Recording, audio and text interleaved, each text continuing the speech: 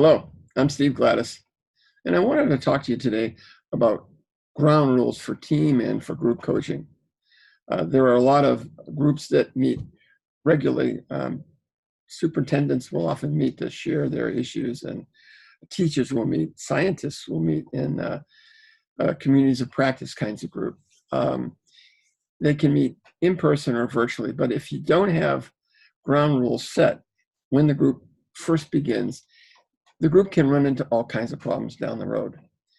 One of the things that we've learned over the years is if you have them up front, established, and in writing, people work a lot better. And so we have 7 of them that we'd like to share with you, and you can copy these and make a list of them yourself and have everybody sign off on them. And it's a great starting place. You can also establish other rules locally with the group, but these are really solid rules that we have found over the years work pretty well. You might want to start with these as the base.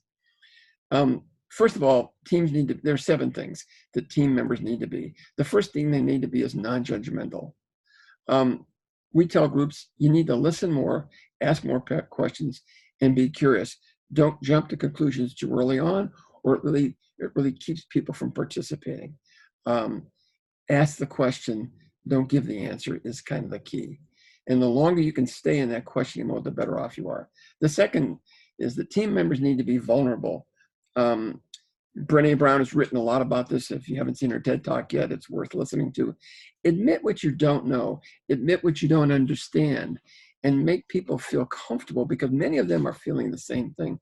And as Brown says in her work, when you show vulnerability, it actually comes off as strength, not weakness. The third thing you need to be as a team member, the third thing you need to be is trusting. You need to say it in the room, and you need to leave it in the room. It's all about confidentiality. When people walk away from meetings and say, oh, those guys in the room said this, but I think this, to make themselves look better to other people outside the room, that's a bad idea. You operate as a group and as a team, and you want to keep it that way. The fourth thing, get the right number of fingers up here. The fourth thing is to be honest. Talk about the elephant in the room.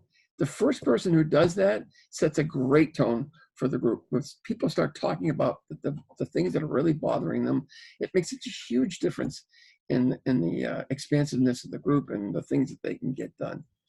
The fifth thing is to be engaged. It's about us. It's not about them. What do we mean?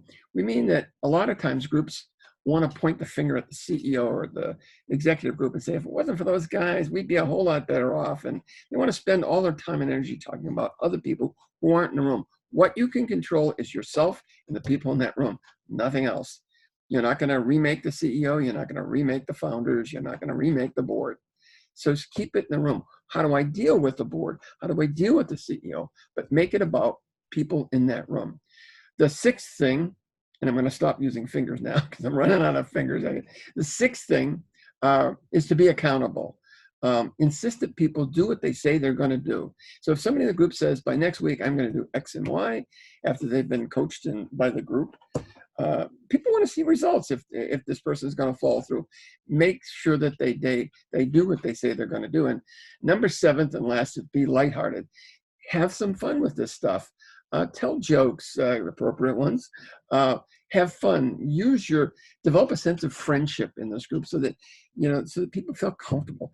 Friendship and humor sort of grounds people and makes them feel safe. It's about psychological safety in a group. The safer it is, the better it is.